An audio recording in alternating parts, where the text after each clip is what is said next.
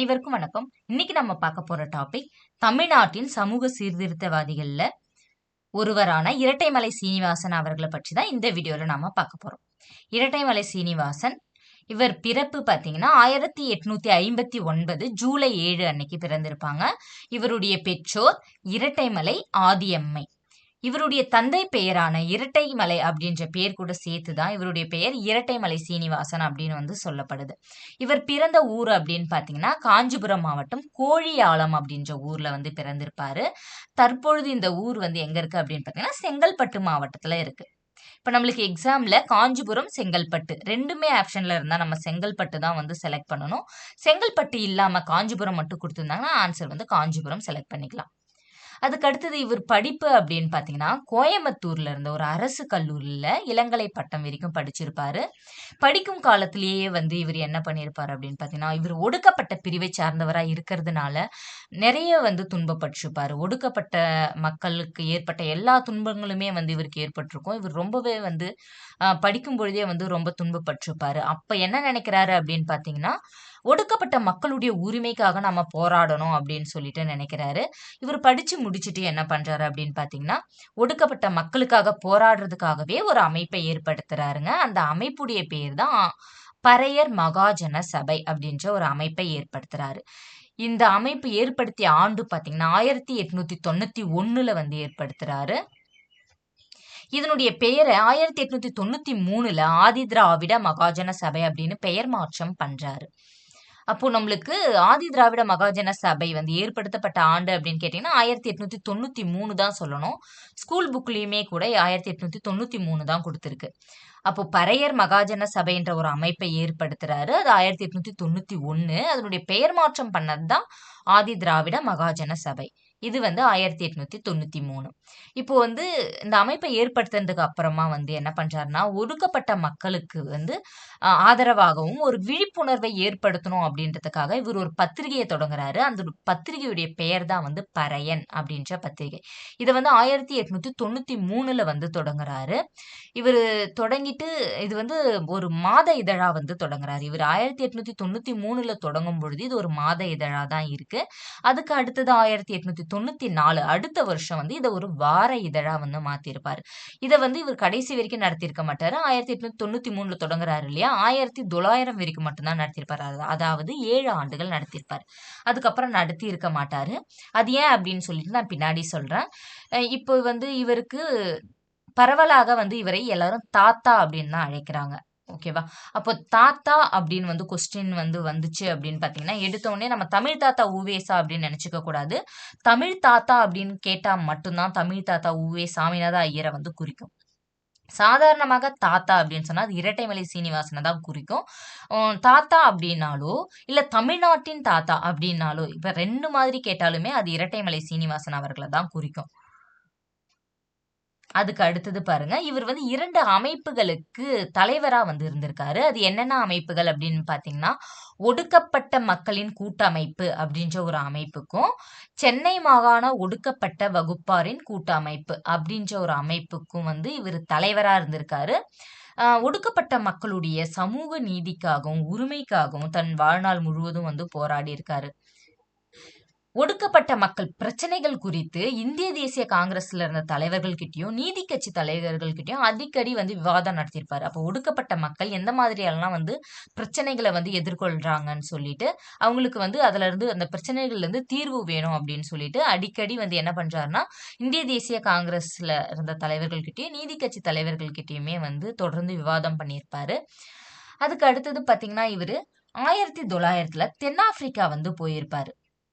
அப்போ இவர் பறையன் அப்படின்ற ஒரு பத்திரிகை நடத்தினார் இல்லையா, அவர் 1893 தொடங்கினார்னு சொன்னேன். அது 1900 வரைக்கும் மட்டும்தான் நடத்தியிருப்பாரு. அதுக்கு மேல நடத்தியிருக்க மாட்டாரு. ஏன் அப்படின்னு பாத்தீங்கன்னா அவர் 1900 வேலைக்காக என்ன பண்றாரு அப்படின்னு பாத்தீங்கன்னா தென்னாப்பிரிக்கா போயிடுறாரு. தென்னாப்பிரிக்கா போயிட்டு அங்க இவர் ஒரு 20 ஆண்டுகள் அங்கேயே தங்கி இருக்காரு. இவர் அங்க இருக்கும் பொழுதுதான் யாரை பாக்குறாரு அப்படின்னு பாத்தீங்கன்னா காந்தியடிகளை சந்திச்சு அவர் கூட நட்பாறாரு. அவர் கூட நெருக்கமாறாரு. காந்தியடிகள் தென்னாப்பிரிக்கால நிறைய இந்தியர்களுக்காக நிறைய போராட்டங்கள் எல்லாம் பண்ணியிருப்பாங்க. இன பாகுபாடுகளை எதிர்த்து நிறைய போராட்டங்கள் பண்ணியிருப்பாங்க. அந்த போராட்டத்திலயுமே இரட்டைமலை சீனிவாசன் அவர்கள் கலந்துட்டு இருப்பாரு. இப்போ காந்தியடிகளுக்கும் இரட்டைமலை சீனிவாசன் அவர்களுக்கும் வந்து முக்கியமான ஒரு பாயிண்ட் அப்படின்னு பார்த்தீங்கன்னா, காந்தியடிகளுக்கு தமிழில் கையெழுத்து போட சொல்லிக் கொடுத்தது இரட்டைமலை சீனிவாசன் அவர்கள். காந்தியடிகளுக்கு வந்து தமிழ் கத்துக்கிறதுல விருப்பம் அதிகம். இருந்தாலுமே வந்து அவர்கள் நெறைய பேர் வந்து அவருக்கு சொல்லிக் குடுத்துருக்காங்க. தில்லையாடி வள்ளியம்மை கிட்ட கொண்டு வந்து கூட ஓரளவுக்கு கத்துக்கிட்டு இருந்திருப்பாரு. ஆனா வந்து இவருக்கு தமிழ்ல கையெழுத்து போட சொல்லிக் குடுத்தது, தமிழ் சொல்லிக் குடுத்து, கையெழுத்து போடவும் சொல்லிக் குடுத்தது இரட்டைமலை சீனிவாசன் அவர்கள் தான். அதுக்கு அடுத்தது பார்த்தீங்கன்னா, இவர் 20 ஆண்டுகள் அங்க இருந்துட்டு 1921ல திரும்பவும் இந்தியா வந்திருப்பாரு.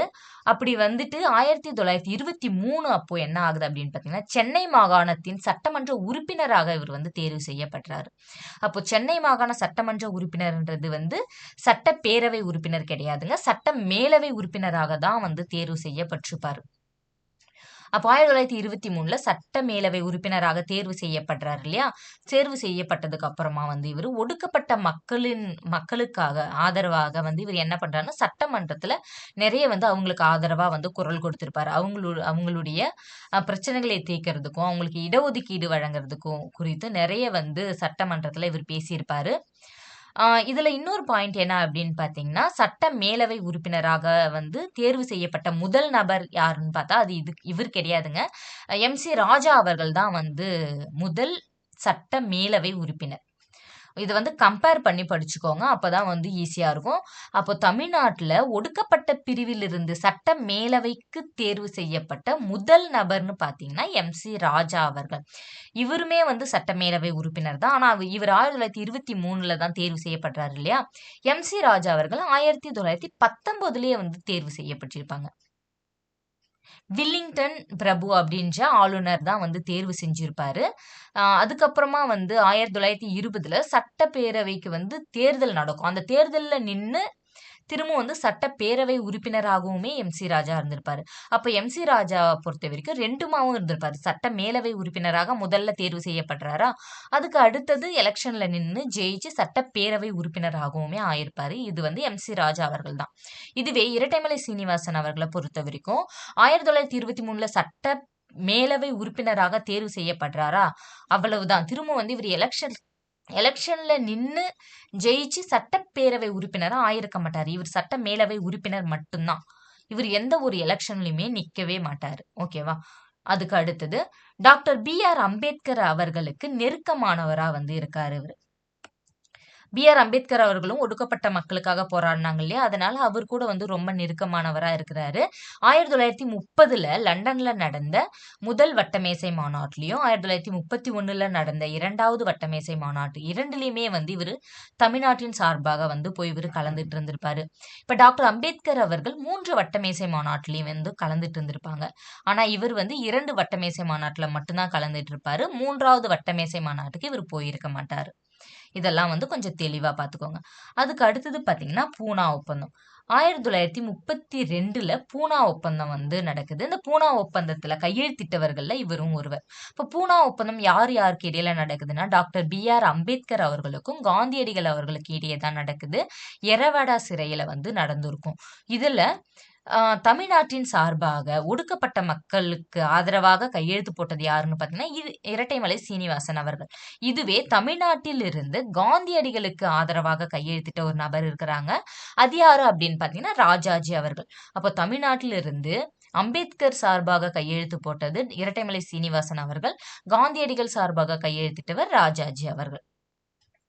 இது மட்டும் இல்லாம இவருடைய பட்டங்கள் அப்படி பார்க்கலாம். இது வந்து அடிக்கடி கொஸ்டின் வந்து வரும்.